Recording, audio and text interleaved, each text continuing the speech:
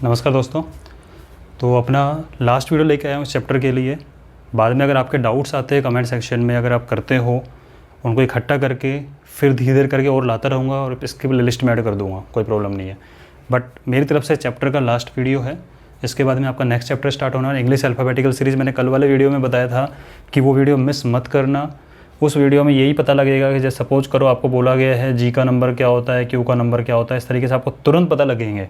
With in this video 15 minute के video को देखते देखते आपको याद हो जाएगा किसका कौन सा नंबर है। आज तक याद नहीं हुआ है, कोई प्रॉब्लम नहीं है, 15 मिनट में याद हो जाएगा। और कोई ट्रिक नहीं है, मैं आपको कुछ भी उसके अंदर ये याद नहीं कराऊंगा कि कुछ रट लो, ऐसा कुछ नहीं है। सिर्फ शक्ल देखोगे आपको पता लग जाएगा। ठीक है, अब जरा इस पर आ जाते हैं।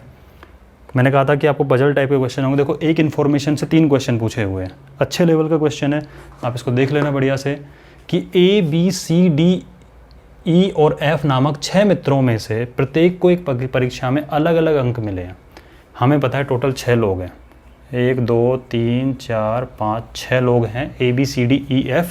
ठीक है, प्रत्येक को अलग अंक मिले हैं। ओके, C को केवल A व E से अधिक अंक मिले हैं, यानी कि C का नंबर, C से नीचे कौन लोग हैं? सिर्फ 2 लोग C से नीचे हैं। ध्यान देना इन्फॉर्मेशन के अंदर कि यहाँ पे C को केवल A और E से अधिक अंक मिले हैं।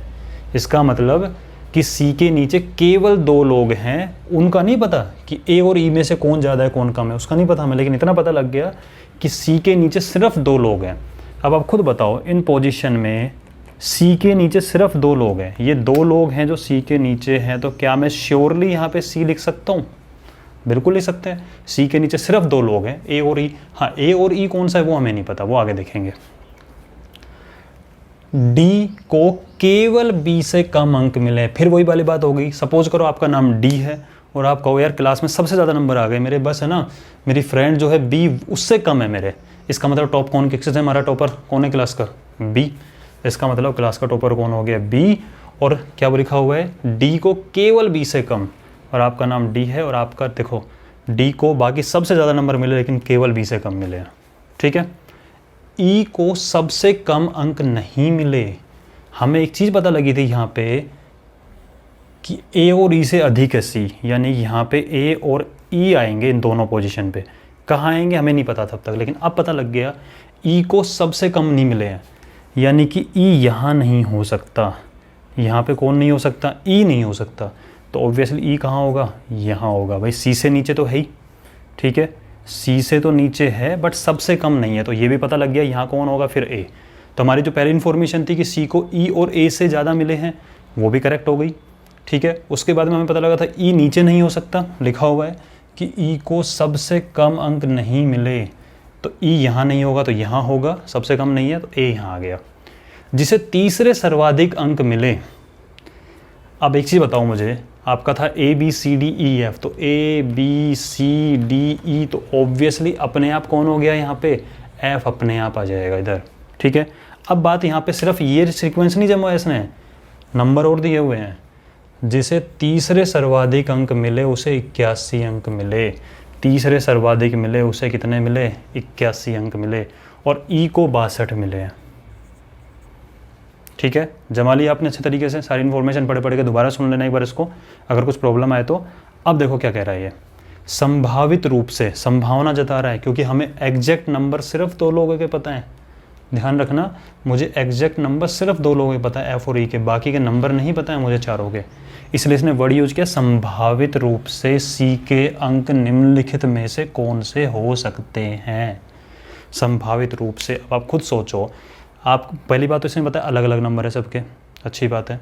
फिर हमें पता लगा इस चीज़ का, C का नंबर F और E के बीच में है, यानी इसके नंबर 81 और 62 के बीच में कहीं पे आए हुए हैं। ना तो 81 ना 62, 63 64 65 करते करते 80 तक कुछ भी आ सकता है। अब आप मुझे बताओ, 70 आ सकते हैं? बिल्कुल आ सकते हैं 70, इसके नंबर इस रेंज में है। 94 आ सकते हैं? नहीं यार, 81 से ऊपर कैसे चला जाएगा, तो ये नहीं हो सकता।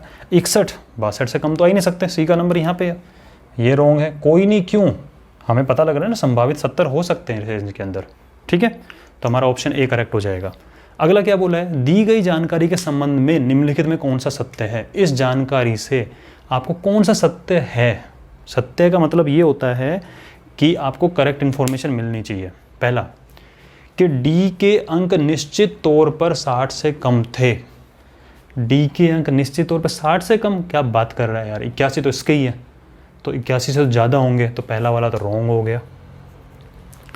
एफ को सर्वाधिक अंक, कहाँ एफ को सर्वाधिक नहीं है, तीसरे नंबर पे है। केवल 2 लोगों को सी से अधिक अंक मिले हैं, सी से अधिक अंक तो 3 लोगों को मिले हैं, तो ये भी रॉन्ग हो गया, तो कोई नहीं। ठीक है, इस जानकारी के हिसाब से देखो, दोबारा चेक कर लो कि डी के अंक निश्चित तौर पर 60 से कम, क्यों भाई 81 से ऊपर है तो। ठीक है, एफ को सर्वाधिक नहीं है, एफ सर्वाधिक, केवल 2 लोग सी से ज़्यादा 3 दिख रहे हैं मुझे साफ साफ, तो कोई नहीं। ठीक है, अगला है जिस व्यक्ति को, अब देखो इसमें एक एक्स्ट्रा इन्फॉर्मेशन दे के आपसे कुछ पूछा हुआ है, तो इसको 70 वाला काम तो हमारा हो गया, हटा देते हैं, कोई 70 थोड़े आए हैं इसके, संभावित हैं वो तो। ठीक है, अब क्या बोल रहे हैं कि जिस व्यक्ति को सर्वाधिक अंक मिले, जिस व्यक्ति को सर्वाधिक अंक मिले यानी बी की बात चल रही है, उसे एफ के अंकों से 13 अधिक 81 3 84 94 नंबर मिले हैं। ठीक है, तो निम्नलिखित में डी के अंक कौन से हो सकते हैं। कलाकारी देखो आप बनाने वाले की, वो आपसे बी के अंक नहीं पूछ रहा है, आप तो बी के तो बता दो 94 आए हैं, इसने पूछा डी के अंक कौन से हो सकते हैं, यहाँ क्या आ सकता है, तो हमें पता है यहाँ पे 81 से ज़्यादा कुछ भी, यानी 82 83 84 करते करते 93 तक आ सकते हैं, 94 भी नहीं आएगा। क्यों नहीं आएगा, सबके अंक क्या हैं, अलग अलग। ठीक है, अब चेक कर लो कौन से हो सकते हैं, 94 हो सकते हैं, नहीं हो सकते, 94 तो भैया जी बी लेके बैठा हुआ है, टॉपर है वो तो। ठीक है, 60 कैसे आएंगे, 60 तो सबसे लास्ट वाले के हो सकते हैं। ठीक है, अगर पूछता ना एक अंक कितने हो सकते हैं, तो 60 हो सकते थे। ठीक है, 78 तो इसके नीचे आ गया, बचा 89, बिल्कुल 89 नंबर अगर ये लाता है तो इस रेंज में पड़ जाएगा ये, तो हमारा आंसर आ गया डी। आप इसको नोट करो। ठीक है, तब तक मैं सेकंड क्वेश्चन लिखता हूँ पॉज करके इसको। हाँ जी, तो सेकंड क्वेश्चन है कि भिन्न भिन्न आयु वाले 6 लोग है, A B C D E F, भिन्न भिन्न आयु है तो वो कन्फ्यूजन नहीं होगा, इक्वल वाला, में से ए केवल डी से छोटा है। अब आप सोचो, आपके घर में 6 लोग हैं मान लो, कजिन्स वगैरह मिला के, आप कहोगे कि मैं सिर्फ, मेरे भैया हैं बड़े वाले, इनसे छोटा हूँ, बाकी सबसे बड़ा हूँ। ठीक है, तो ए जो है केवल डी से छोटा है, ए डी से छोटा नहीं, ए केवल डी से छोटा है, तो मैंने 6 लोग बनाए, तो जहाँ जिसकी फिक्स पोजीशन पता लगे वो काम कर देना। केवल डी से छोटा है, मैं सिर्फ मेरे बड़े भैया छोटा हूँ, तो मेरे बड़े भैया सबसे बड़े हैं मान लिए, तो डी सबसे बड़ा हो गया और ए सिर्फ डी से छोटा है, तो सेकंड पोजीशन पे घर में ये। ठीक है, सिर्फ डी छोटा, बाकी सारे से छोटे हैं। उसके बाद सी से केवल 3 लोग छोटे हैं। सी से छोटे कितने लोग हैं, 3 लोग, तो एक ये छोटा है, एक ये छोटा है, एक ये छोटा है, 3 लोग छोटे, और यहाँ क्या हो जाएगा फिर सी से केवल 3 लोग छोटे हैं।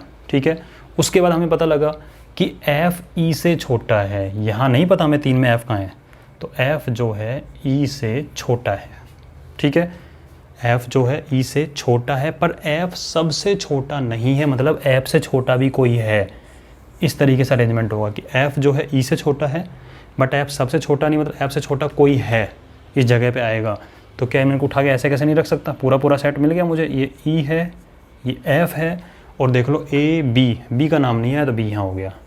अच्छा बेटा, एक चीज़ और थी कि इस टाइप के क्वेश्चन में आप इस इन्फॉर्मेशन को पढ़ के जब ये बनाते हो, तो एक बार, लास्ट वाला क्वेश्चन बताना भूल गया मैं चीज़ आपको, तो एक बार दोबारा से रीडिंग मार के अपनी कंडीशन को चेक कर लिया करो। अगर आपने कंडीशन चेक कर ली, क्यों, रीज़न ये है 3 क्वेश्चन भी आते हैं, कभी कभी एक ही क्वेश्चन से 5 क्वेश्चन भी आ जाते हैं। सपोज करो आपने ये बनाया, हमको पूरे कॉन्फिडेंस से हमने बना दिया ऐसे, और हमने डायरेक्ट आंसर दिया और पता लगे कोई गलती हो गई, तो सीधा 5 क्वेश्चन का सेट उड़ेगा।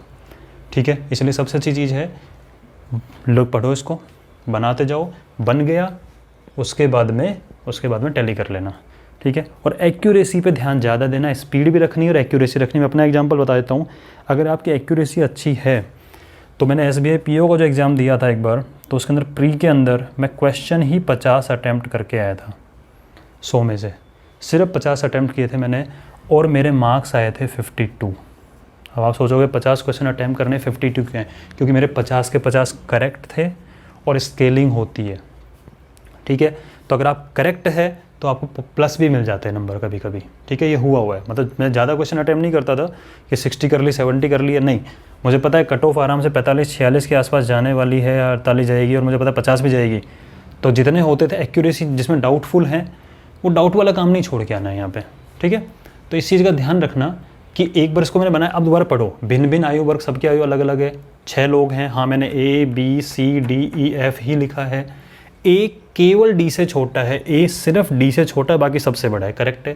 C से केवल 3 लोग छोटे हैं, हाँ C के बाद 3 लोग हैं।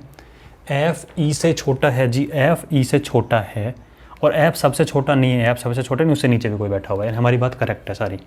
अब देखो सबसे छोटा निम्नलिखित में से कौन है, B। सबसे छोटा कौन है, B। यदि E की आयु 16 है, देखो वही वाला क्वेश्चन जैसा हो गया, E की आयु 16 है, तो B की आयु निम्न में से कौन सी हो सकती है, कंफर्म नहीं, सिर्फ पूछा है कौन सी हो सकती है, B की आयु। तो हमें पता है कि B की आयु 16 से तो कम रहेगी। B की आयु क्या रहेगी भाई, इससे छोटा है ना, 16 से तो कम रहेगी। 19 हो सकती है, नहीं। 22 हो सकती है, नहीं। 17 हो सकती है, नहीं। 12 हो सकती है, ठीक है। कितने लोग E से छोटे हैं, E से छोटे कितने लोग हैं, E से छोटे 2 लोग हैं, ठीक है। तो इस तरीके से मेरी तरफ से टॉपिक कंप्लीट। मैंने अपनी तरफ से पूरी कोशिश की है कि आपको पूरा डिटेल में बताऊं, बिल्कुल हर चीज़ को बेसिक से बताऊं। फॉर्मूले भी ज़्यादा याद नहीं करे, मैंने सिर्फ 2 फॉर्मूले दिए थे, ठीक है। कुल निकालने का लेफ्ट प्लस राइट -1, और एक वो आपका ओवरलैपिंग वाला फॉर्मूला दिया था, ठीक है, कि बीच में कितने लोग बैठे होते हैं, कि उन दोनों को ऐड करो, कुल को घटाओ और उन 2 को हटा दो, ठीक है। आई थिंक एक चैप्टर में 2 फॉर्मूले, और वो भी फॉर्मूले ऐसे हैं कि अगर आप खुद बना लो उन फॉर्मूले को, अगर आपने 4-5 मेंबर लेके एक एग्जाम्पल बना लेते हो, उस एग्जाम्पल से आप उस फॉर्मूले को बना भी लोगे। अगर भूल जाते हो, कन्फ्यूजन होता है क्या करना है, तो एग्जाम्पल से फॉर्मूला बना सकते हो। तो ऐसा कोई फॉर्मूला दिया नहीं है। सेकंड चैप्टर आपका न्यू स्टार्ट होने वाला, कल आपको मिल जाएगा उसका। इंग्लिश अल्फ़ाबेटिकल सीरीज़ का शानदार वीडियो बनाने वाला हूँ, मैं खुद बोल रहा हूँ वापस इस चीज़ को। 15 मिनट में याद हो जाएंगी चीज़ें, नहीं होती है ना 15 मिनट में याद, तो मुझे कमेंट में लिख देना सर आपने ऐसे बोल दिया था, हमें याद नहीं हुई है। लेकिन 15 मिनट में जो बताऊँगा वो पूरा फोकस करना, और बोल यहीं पूछूंगा मैं, ठीक है। उसके बाद बेटा थोड़ा सा सब्सक्राइब कर लो, जिससे मुझे एग्जैक्टली आइडिया हो जाए। जो भी वीडियो देख रहा है, अगर आपको लगता है कि इन्फॉर्मेशन काम की है और काम की मिलेगी, पूरा डिटेल में देखो। आप खुद सोचो, मैंने इतने वीडियो बनाए इस चैप्टर के, अगर आप वैसे देखोगे, मैंने खुद ने एक कोर्स के अंदर देखा था, मतलब मुश्किल से 1 घंटे की क्लास के अंदर ये सारे टाइप कवर कर दिए थे। आप सोचो, आप 1 घंटे की क्लास में सारे टाइप भी नहीं थे, बल्कि इसमें से मैंने कितने टाइप लिए, इन टाइप में से उन्होंने 3 या 4 टाइप कवर करा रखे हैं, और सिर्फ 1 घंटे क्लास में कवर करा रखे थे। तो आई थिंक अपना अगर मल्टीप्लाई करें, ठीक है, 15 मिनट का एवरेज वीडियो ले लेते हैं, 9-10 वीडियो में कंप्लीट कर रहा हूँ, तो 2.5 घंटे क्लास के आसपास हो गई है। तो पूरा डिटेल में बताऊंगा, शेयर करो अपने फ्रेंड के साथ में, क्योंकि आप लोग जानते हैं, मैं नहीं जानता हूँ किसको रिक्वायरमेंट है इस चीज़ की, इसलिए मैं FB के ऊपर डाल देता हूँ उस चीज़ को, जहाँ से आप लोग जुड़ रहे हो, लेकिन मुझे नहीं पता किस किस को रिक्वायरमेंट है। तो अगर आपके फ्रेंड्स हैं कहीं पे, अगर आपको लगता है कि उनको रिक्वायरमेंट है, तो एक बार उनको शेयर कर देना, सब्सक्राइब कर देना, उससे मुझे एक आइडिया लग जाएगा कि हाँ इतने लोग मेरे साथ जुड़े हुए हैं, इतनी रिस्पॉन्सिबिलिटी मेरे ऊपर है, तो उससे मैं और बेटर करने के लिए एनकरेज होऊंगा इस चीज़ को, ठीक है। तो मिलते हैं नेक्स्ट चैप्टर के अंदर, कीजिए, हाँ प्रैक्टिस कर लेना इस चैप्टर की। कोई भी प्रीवियस ईयर की बुक उठा लेना, मतलब लेके आ जाना, प्रीवियस ईयर खरीदना, जब प्रीवियस ईयर के पेपर हो ज़्यादा से ज़्यादा, चैप्टर वाइज करना, ठीक है। All the best.